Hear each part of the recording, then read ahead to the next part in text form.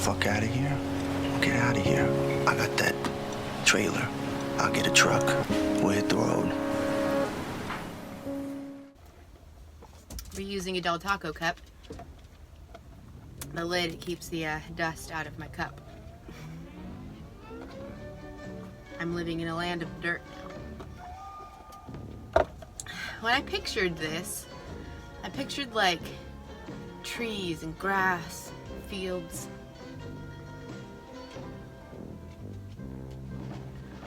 I'm just in dirt, like dirt all the time.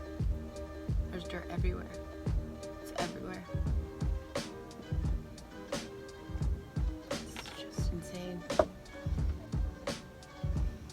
So let me be honest with you guys. When I bought this motorhome, I had absolutely no idea what a large community there was out there, how much help there was, and that's why I want to make this video today. I want to talk about Tank, my Bronco, because I need your guys' help, and I noticed in the comments that you guys are really rooting me on and giving me such great advice. So I need some good advice.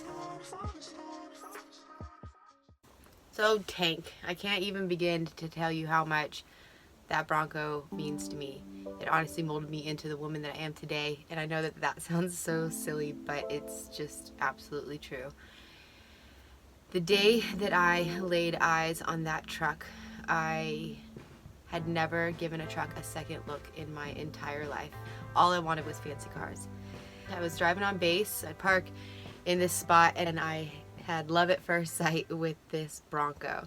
I get a phone call from someone, and they tell me, hey, I've got a buddy, he got out of the Navy, he's selling his truck, he wants $3,500 for it. So I tell him, all right, call your buddy back, I'll give him $3,000 cash right now without even test driving it if he'll just let me come and get it. I go to the house, we sit down at the table, we're filling out the title. I ask him what he used to do. He said he used to be slick, and I said, well, wait a minute. Are you the guy that used to park your Bronco out in front of the Bud's swimming pool?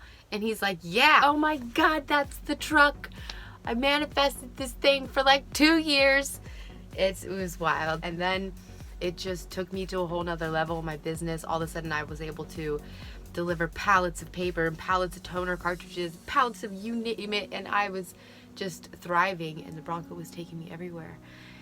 And then all of a sudden the Bronco started breaking down and things started happening to it, and I felt confident to just give it a shot and try to fix it, and it worked.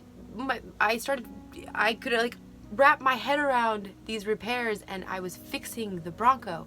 And then I decided to make like better how-to videos because I wasn't finding just quick how-to videos on YouTube. And all of a sudden those videos got views, and then all of a sudden I was making money from some of those videos. It was just like, what the heck? So you can, I mean, look, the Bronco has just taken me so many places. But most importantly, it was the day that I walked out of my front door and I saw the 2 tailgates in the front yard. It was the summer I was working on both Broncos, and there were just car parts everywhere, and it just straight up looked like Hickville. I'm surprised that I didn't get complaints. I think there were actually a couple. There was one. I got one phone call from my landlord saying I couldn't have unregistered vehicles in the driveway, and I told him they're registered, their license plates are just off.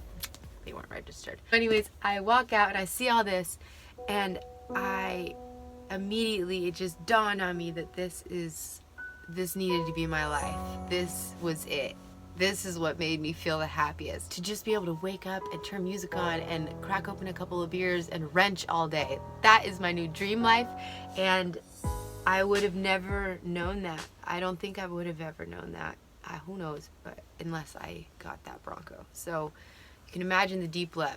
It runs deep in my veins.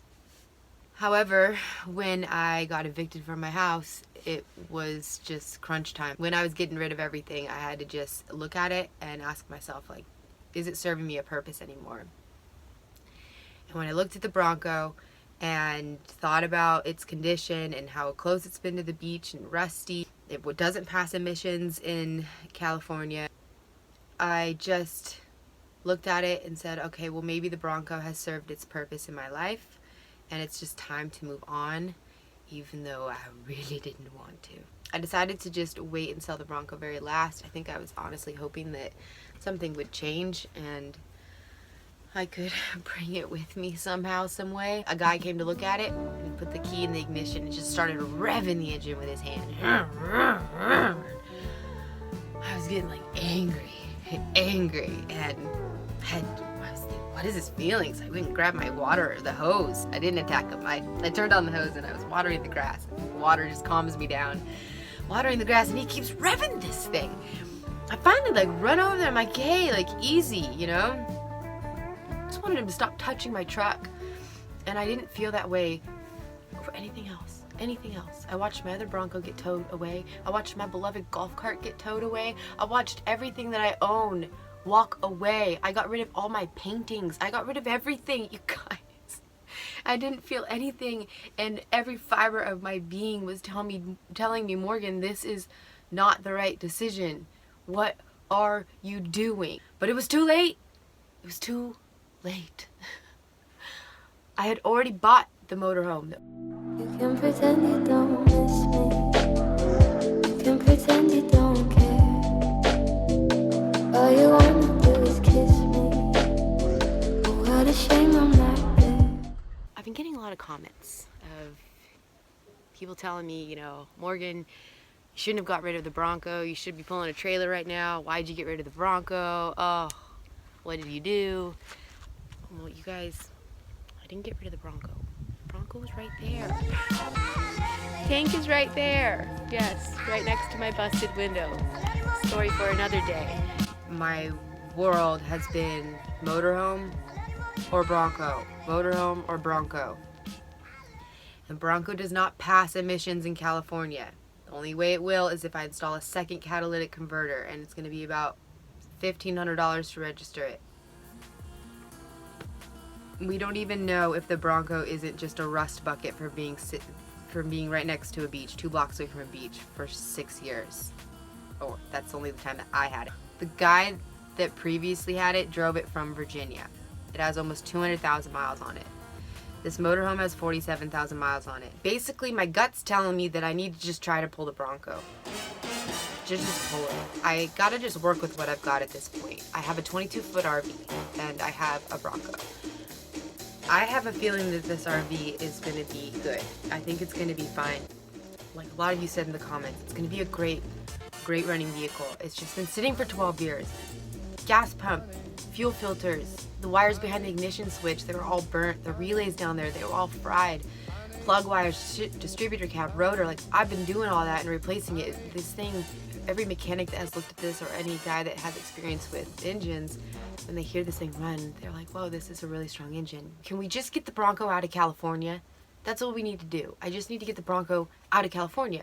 So I'm thinking, okay, what if we hook up the Bronco to the back of this RV and we just beeline it out of California and I go straight to a state that does not require an emissions test. And then I go find a place to park myself for a while and establish residency and get the Bronco registered and street legal and good to go.